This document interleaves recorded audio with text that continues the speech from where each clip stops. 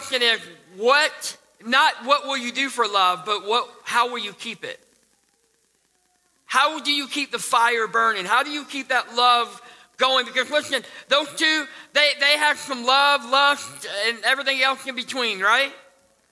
If they would have got away, then they would have, got married or whatever and probably lived somewhere in a different country. But they would have had to keep that love on fire. And I see this in so many couples is that they get married and they're living life, but after a while the kids come, the jobs come, the whatever comes, and then we just lose our love for one another. And so, again, what do you do to keep that love burning? If you're taking notes, write this first one down. I'm going to give you 3 ways to keep your love and your marriage on fire, okay? And if you're not married, take these notes because you're going to be one day. If you don't want to be, well, take them anyway. So, number 1, if we have to water our own grass. We have to water our own grass. There's a lie in life that we believe in. It's just the grass is greener on the other side. The grass isn't ever greener on the other side. The grass is green where you water it. Right? Like I love a nice yard. I love a great yard. I'll drive through neighborhoods like, oh, that looks so nice. I would love to do that in our yard, or I get our yard ready and for spring and fall, and I'm out there mowing and redoing the landscaping and stuff like that. Why? Because I like a good yard. But how dumb would it be if I drove by someone's house and go, oh man, I love that yard. I love that yard. And then I decided to go and pick that yard up and take it to my house. So I pick up their landscaping blocks. I pick up their yard ornaments, and I take them to my house thinking because I took it from them, it was going to make my grass greener. But that's the way we live marriage. We are constantly looking at other people's marriages or other people's vacations or other people's jobs or other people's houses or kids or whatever, and we're constantly looking at other people and we're going, if I only had that, I would be happy. No, you won't. Because listen to me, if you're not content now, you won't be content then. Happiness is not a place, it's an attitude. Contentment isn't a place, it's an attitude. I choose to be content right where I am. And listen to me, if you're married, you have to choose to be content in your marriage. You married them. Like you married them. And so, excuse me. The yard didn't get nice by them not working on it. What did? They seeded the yard, they planted the yard, they watered the yard. Thank you. They did all of those things.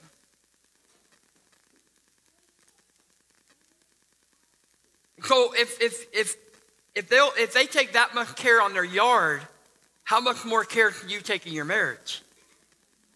How much water should you be putting on your own marriage? Listen to me, if you want a better marriage, then you have to water your own marriage. You can't wish for it or work. You have to work for it. The grass is greener where you water it. You want a green marriage? Water your marriage. Water it. Work on that marriage.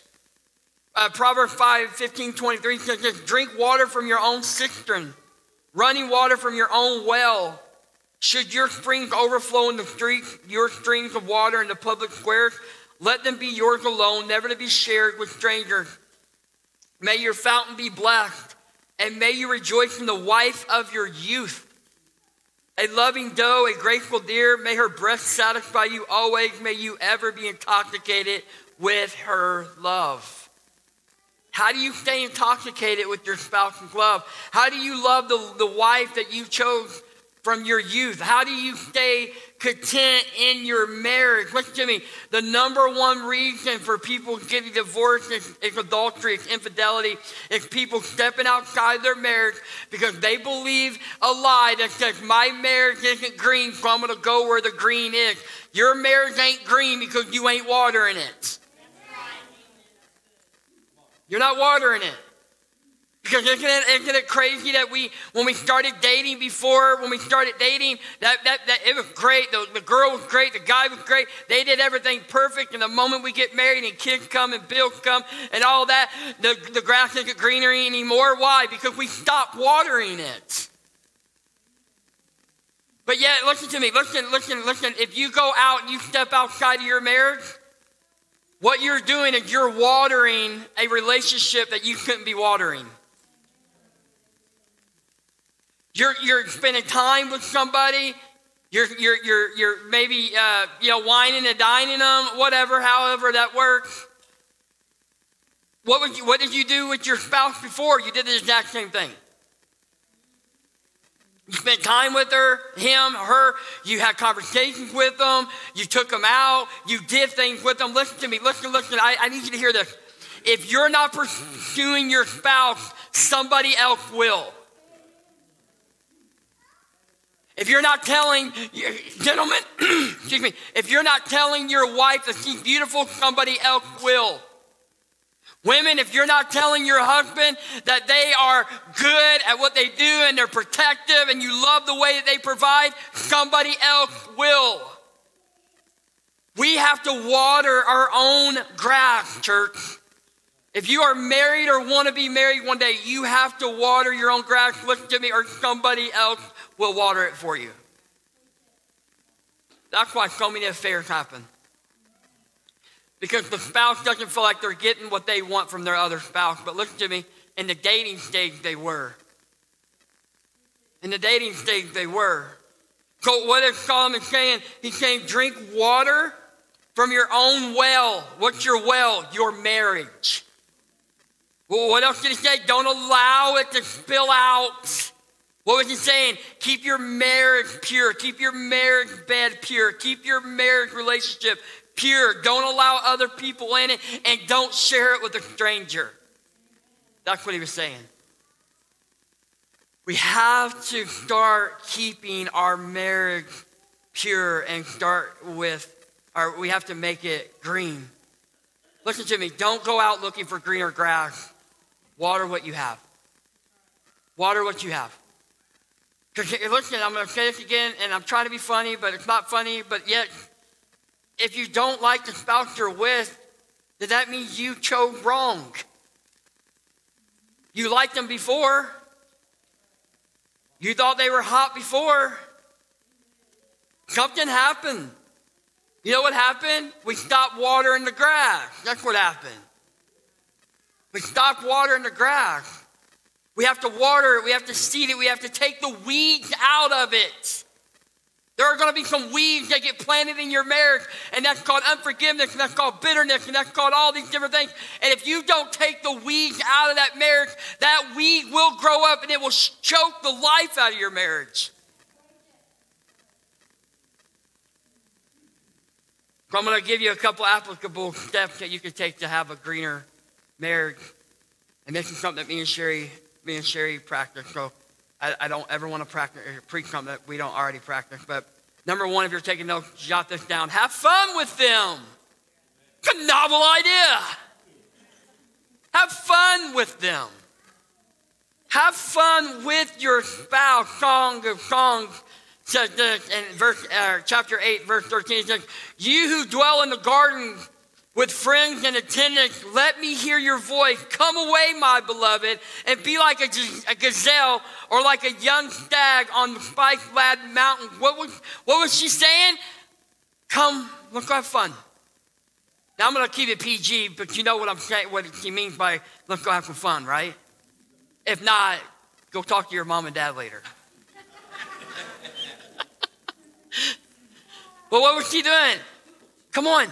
Let's get away. Let's go have some fun. Let's go enjoy our marriage. Let's go enjoy our life. Let's go do what we used to do when we started dating. Let's go have fun. They were pursuing each other. She is inviting him to have fun with her. Listen, if you have fun together while dating, then you should have more fun now. Because now God honors it.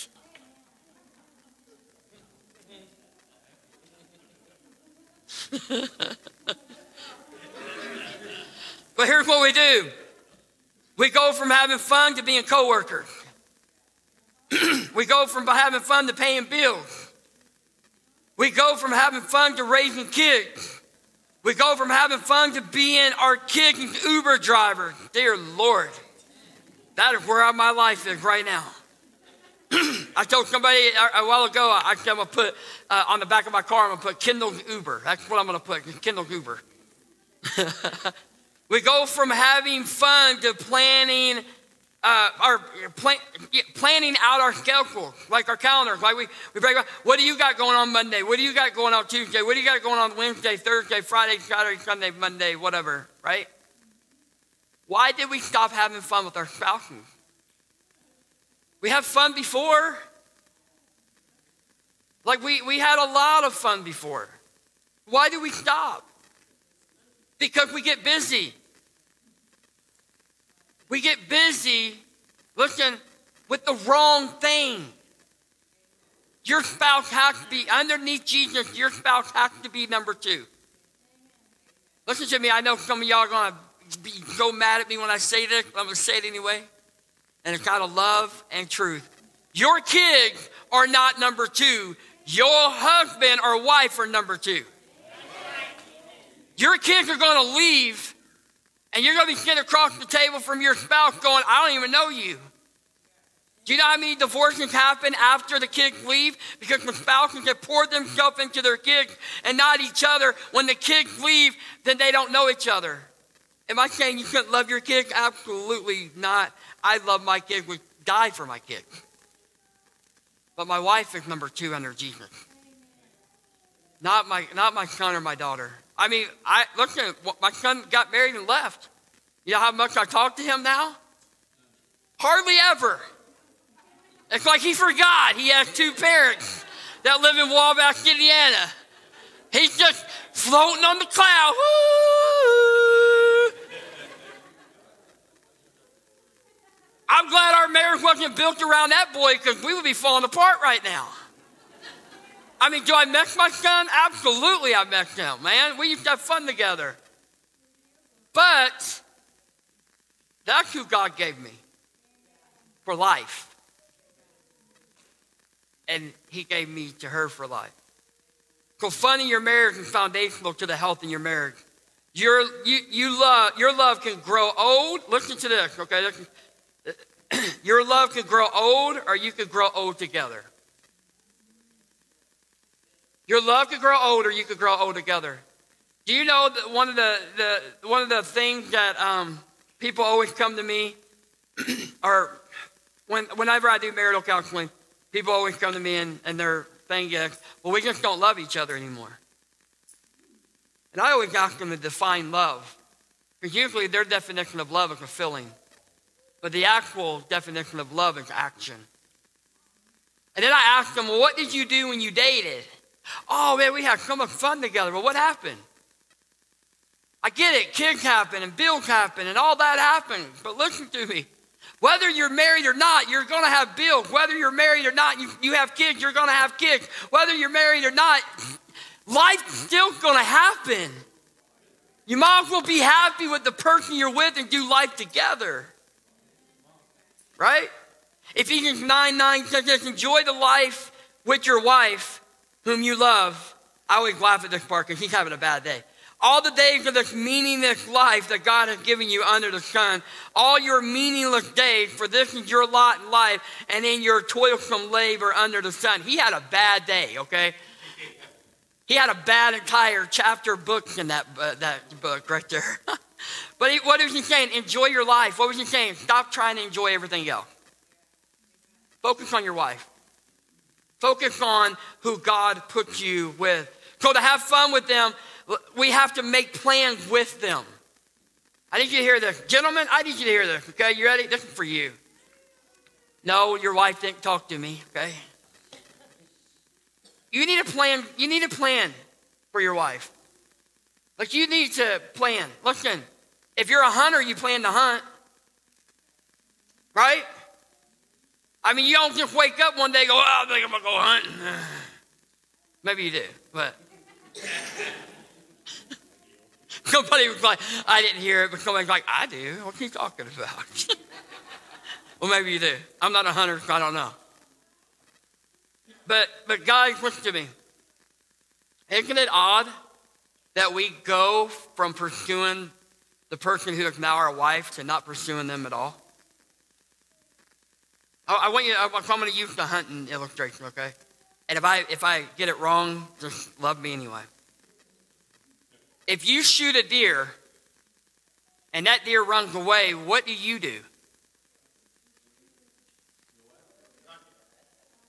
Like you track it. Somebody said track it, right? Track it. Listen, when you shoot a deer and you're in a stand, you don't go, well, that one got away. No, it's your deer. You shot it. Go get it. That's your wife. Go get her. And the only way you go get her is you pursue her, you track her, and you make it fun again. Women, this is for you. Listen. Pursue your husband. I'm about to make somebody really mad. I know it. I feel it. Here it comes. If you dress nice for your husband before you got married and now all you do is walk around in your pajamas, stop it. Dress nice for him. Some of the women did not laugh. They did not.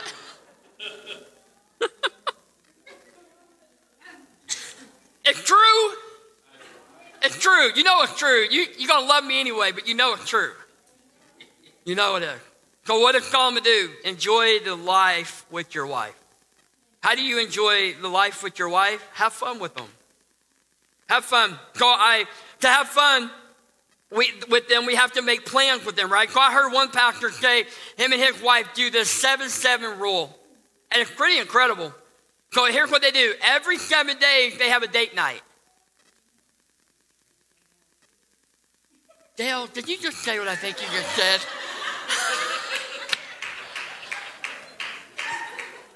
Oh my gosh. I'm not even going to tell the church what you said. I'll pray for you real quick. So every 7 days, they have a date night. Dale, be quiet. Don't say nothing. Every 7 weeks, they do a date day. So you have a date night or a date day, or, you know what I'm saying. Every 7 weeks, they do a whole date day. So they'll go shopping or go out of town or whatever, right? Every 7 months, they do a few days away. Now, I get it. Some people don't have that kind of schedule. We all know pastors only work 1 day a week, so we have a lot of open time, right? We can just do whatever we want. If you believe that, you just believe the biggest lie. And I have oceanfront property for you in Colorado for sale. So listen to this. Every 7 days, you go on a date. Every 7 weeks, you do an entire date day. And every 7 months, you do a couple days away. Again, I know some of you can't do that, but listen, every one of us can do 1 date a week. Every one of us in this room. There is nothing that would keep you from taking your spouse and doing a date. Now listen, I can already hear what's happening right now. Well, somebody just said it. That would be expensive. Taking a walk with your spouse is not expensive, it's free. Having a picnic with the food that you have in your refrigerator already and going to the park and sitting down and eating together is not expensive, it's free because you already bought it. Now, taking a drive is expensive because of the gas, but, that's okay. Take them to dinner, take them to a movie. Listen to me. Having fun don't equal being expensive. Having fun equals being with your spouse. And so whatever that looks like for you, you just have fun with them. Me and Sherry, we don't do the other two, what we're going to implement in our lives. But we do a date every single week. Now, have we, in 24 years, got that right every week? No. But we try our very best to do one every single week. So here's what that looks like.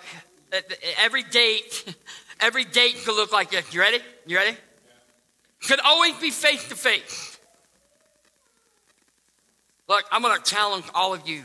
I'm going to challenge all of you to do something, okay? See this thing in our pockets that control our lives?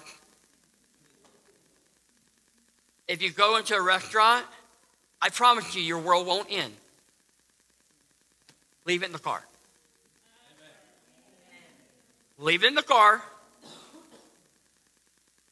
If somebody's trying to get a hold of you, that's why they have voicemail. Or text messaging. Or they could call back. Imagine that. Put the phone down. But we need face to face. We need face to face. The one thing that me and Sherry comment all the time when we're out to dinner and stuff is the couples that are like this.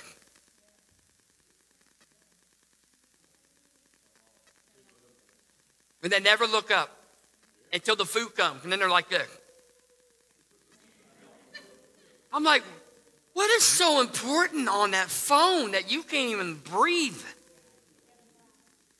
You know what it is? Here it is. And if this is you, I'm about to step on your toes. You ready? It's because you lost interest in the person across from you, and you're more interested on what's on the phone. Again, only a couple women amen me. It's okay. It's okay. Y'all didn't know this one was going to hurt, did you? It's true, though. Like, that is a big pet peeve for me, that if I'm at a restaurant and I see a family together, especially an entire family, and they're all on their phones or iPads or whatever else, come on now. There is nothing that important. Listen, you could get in a car if you drive separately and one of them die and your last meal with them has a phone in between you. Listen to me. The person across from you is more important than whatever's going on Facebook, Instagram, TikTok, whatever everybody does these days.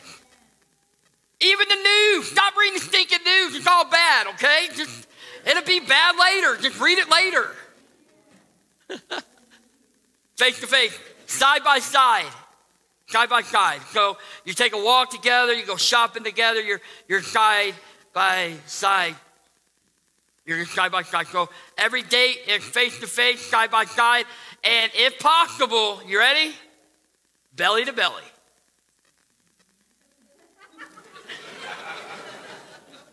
And yes, I mean exactly what I just said. And I'm trying to keep it PG, okay? If you don't know what I'm talking about, go talk to your mom. That was too much. Belly to belly. Listen to me. And I'm going to get off of this really quickly, okay? 'Cause it makes me uncomfortable.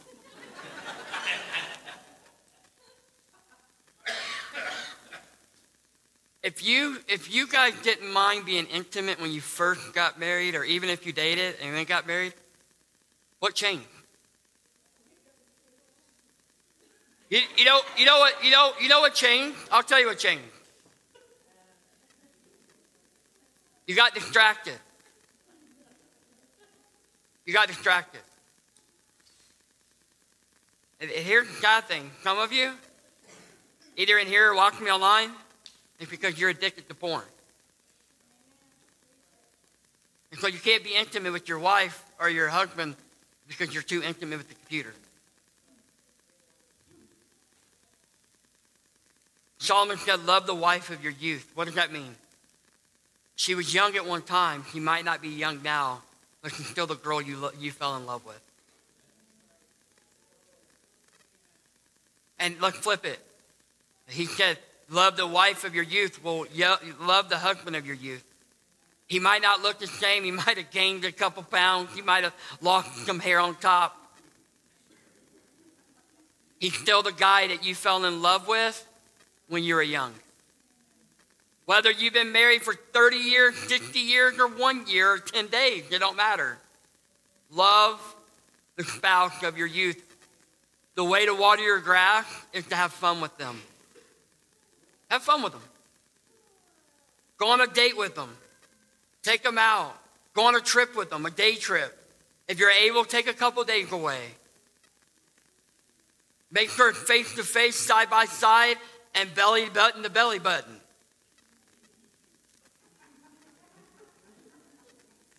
You determine what your date looks like and go do it. Have fun with them. Have fun with them. Last one, jot this down if you're taking notes.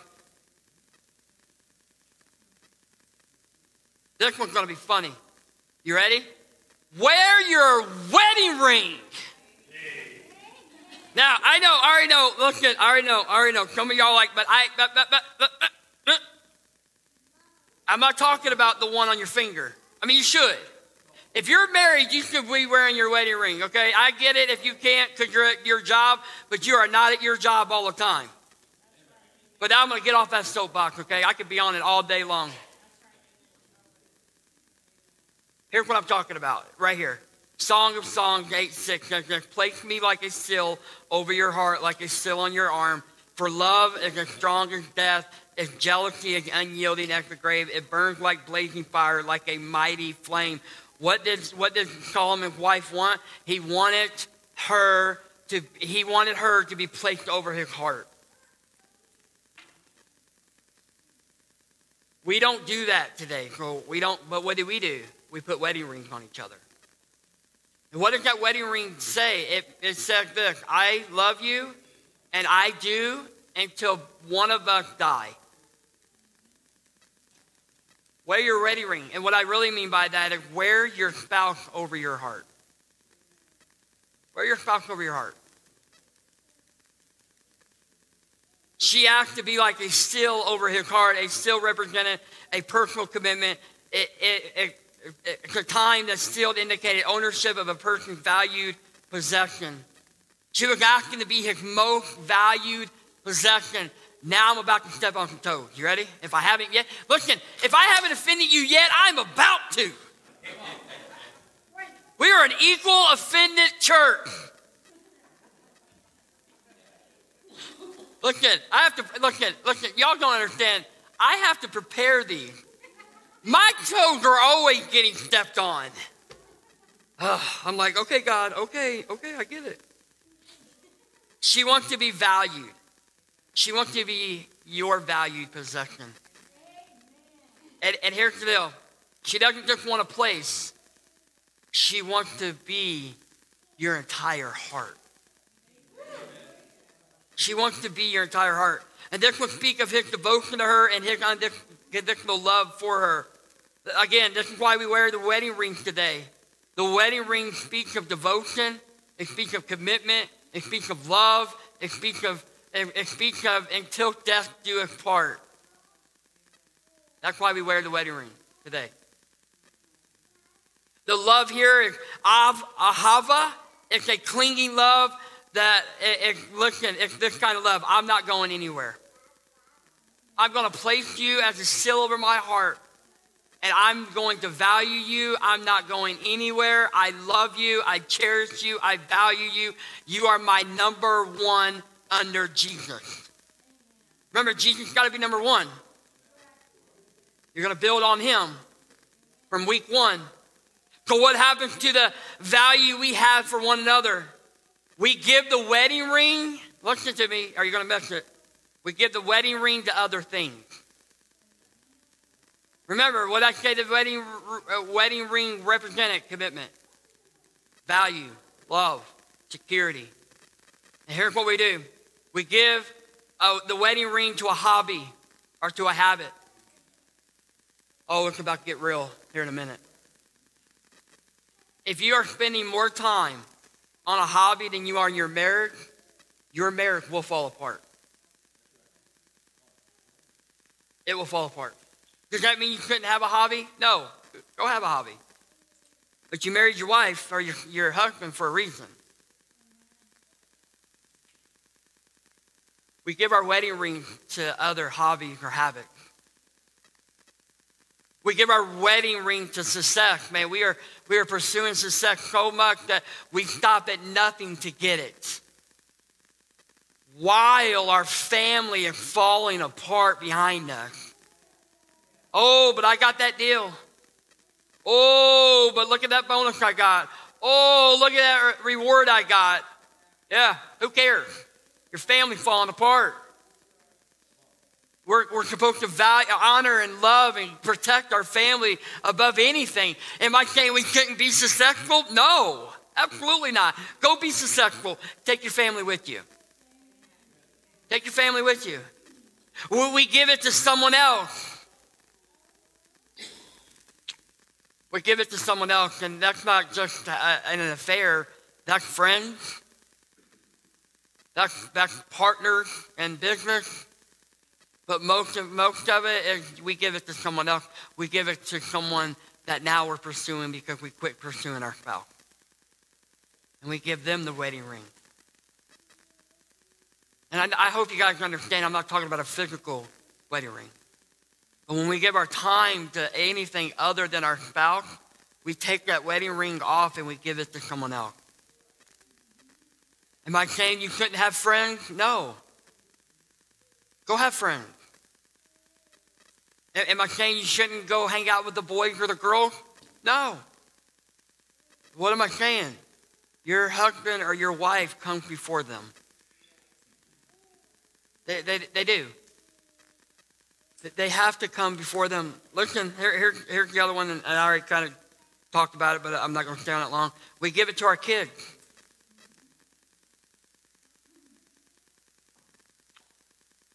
Do you guys understand that we worship our kids in today's world?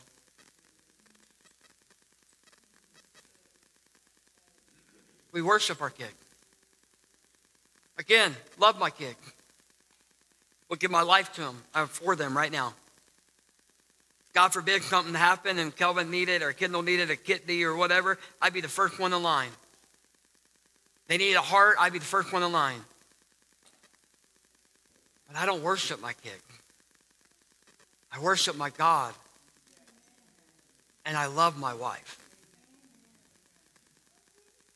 She's the one she's my best friend. She's the one that's going to be here. She's the one that walked in the emergency room with me because I thought I was having a heart attack. My kid didn't.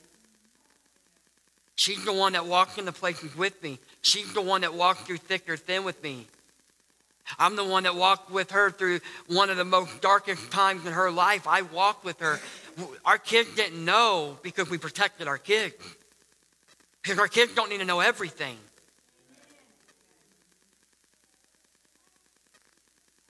When Kendall gets married and it's just me and her, we're going to have to walk through everything together. And some of you know, because some of you lost your spouse. You're a widow, and so you know exactly what I'm talking about. There's going to be come a day when you don't have your kids. Love your kids. Absolutely. Lay your life down for your kids. But make sure you're laying your life down for your spouse first. And then lay your life down for your kids.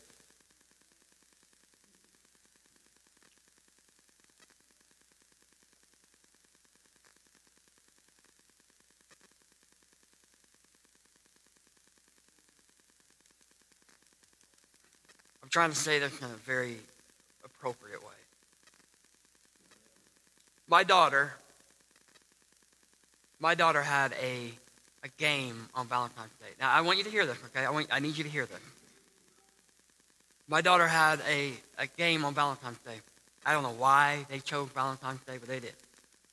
I always take Kendall out for a daughter-daddy date because I want her to know how a man treats a woman. I've done that since she was 7 years old, and I've never missed a year. And she looked at me and she said, Dad, or she calls me Daddy, Daddy, I have a game that night. I don't want to miss our date. And I said, Kendall, we're not going to miss our date. We'll figure it out. And so I took her that morning to breakfast. I felt a little bit more rushed, she's got to go to school. I felt rushed and all that, but I made sure that my daughter felt like the princess that I want her to be. But I need you to hear this. I did not go to my daughter's basketball game that night because I spent it with my wife. So that day I had a choice. My kid, my wife. I chose my wife. Do you know what my daughter's going to expect of her husband when they get married? Choose her. Choose her. Song of Songs says this, 4:10, how delightful is your love, my sister, my bride. How much more pleasing in your love than wine, and the fragrance of your perfume more than any spice.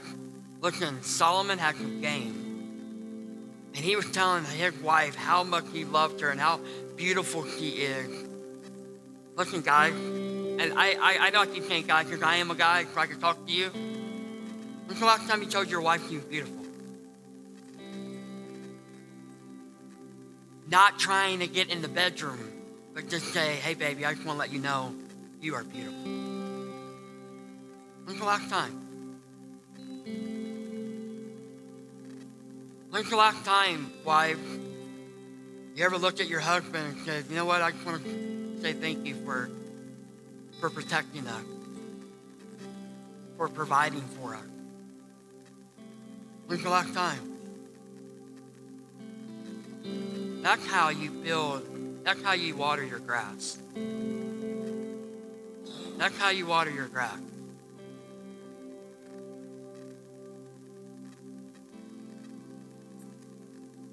You want a greener marriage? Wear your spouse as a badge of honor and watch your marriage become everything God desires it to be.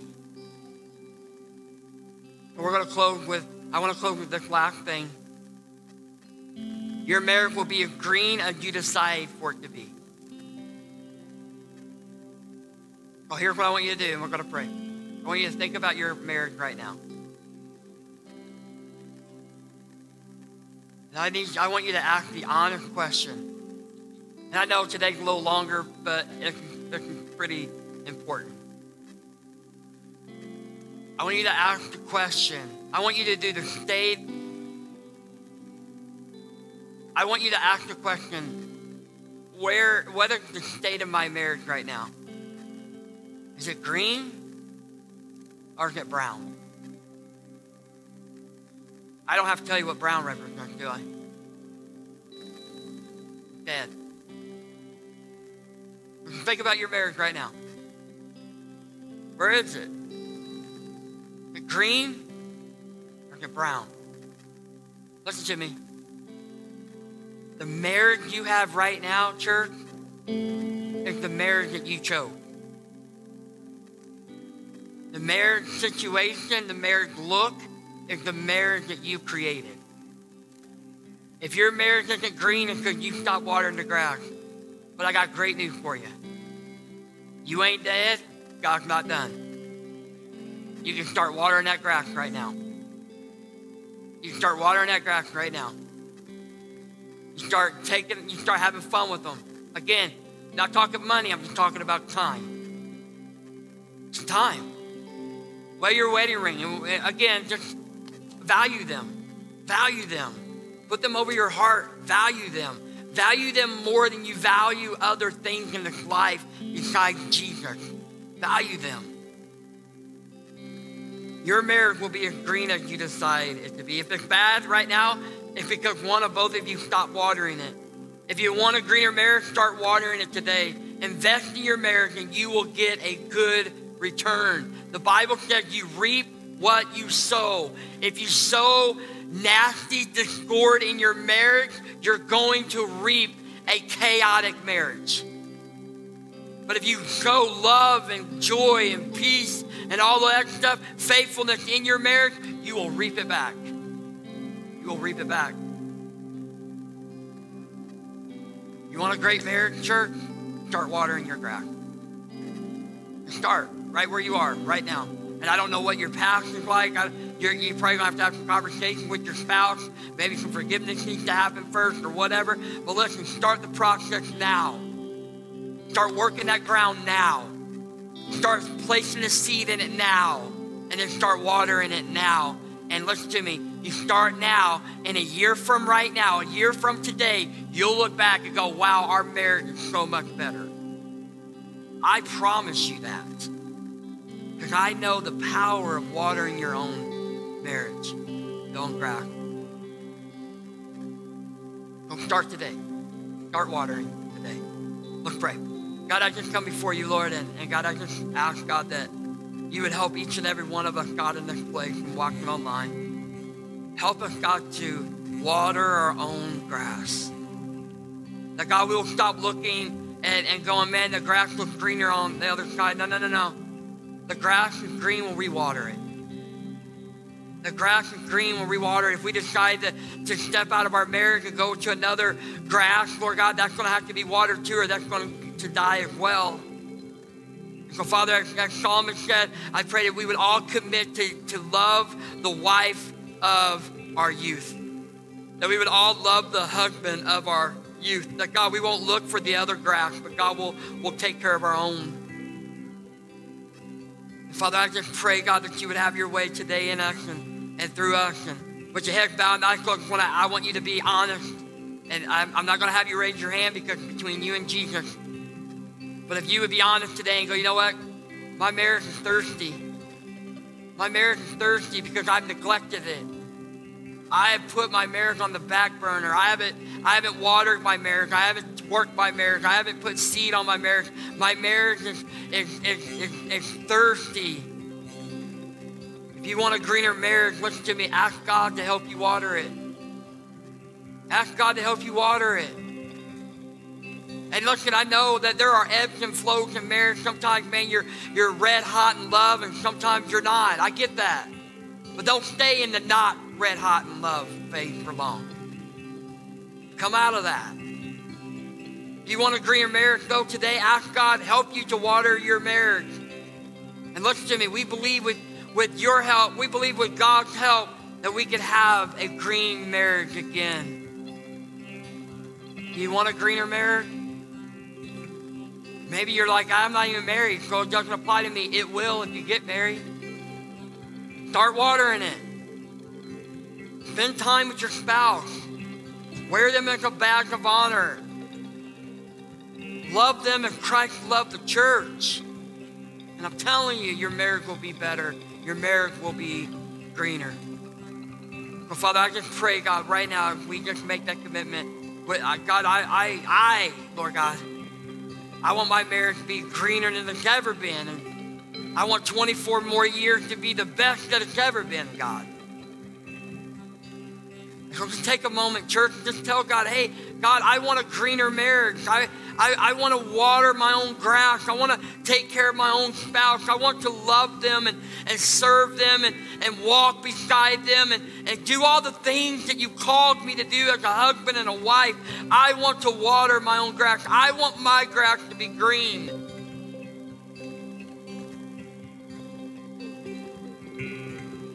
Maybe you're in here today and you don't know Jesus as your Savior. Today's your day, man. Today is your day. Married or not, this is for you. If you don't have a relationship with Jesus, this is where it all changes for you today. Today is your day. Today is your day to be changed. Today is your day to be forgiven. Today is your day that if something was to happen to you today, that you would go to heaven. Today is your day. Today is your day. But you have to take the next step and say, you know what? I want to give my life to Jesus by raising your hand so I can see it, so we can pray a prayer, believe for you, and celebrate you. But you have to take the next step. Jesus already took that step when he died on the cross and he rose from the dead. Great. He took that step. Now you have to take that step. And if you're in here, you go, you know what? I want to ask Jesus to forgive me. I want to ask Jesus in my life. I want to be saved. If that's you, I just want you to raise your hand. Let me see you. We're going to pray a prayer. We're going to celebrate you. Anybody at all? All right. Jesus, I pray, God, that your hand would be upon everyone that is in this church right now. I pray, God, that you would lead them, you would guide them and direct them, God, by your Holy Spirit. God, I pray, God, that you would pour out your Spirit upon them. God, I pray, God, that the revivals that are happening around our nation right now, God, that they would start in our hearts, Lord. Personal revival always precedes public revival. God, I pray for revival in our hearts right now, in our homes, in our marriages. God, I pray that you would strengthen every marriage in this room right now, every future marriage in this room right now, every marriage that's watching online. God, I pray, Father, in the name of Jesus, that that the marriages in this place will be unbreakable, because God, you said what God put together, let no man separate. So God, I pray that you would put that kind of sticking power in our marriages, God. Jesus, I pray for strength in our marriages. I pray, God, that you will lead and guide us, Lord, as we love our spouses, we have fun with them, as we wear our wedding rings, we wear them as a badge of honor. God, that you would have your way. Father, I pray that you will pour out your Spirit upon this place today. We love you. We praise you in Jesus' name. And everyone said, amen. Hey, stand up. We're going to close with one more song. Love you guys. Have an incredible week.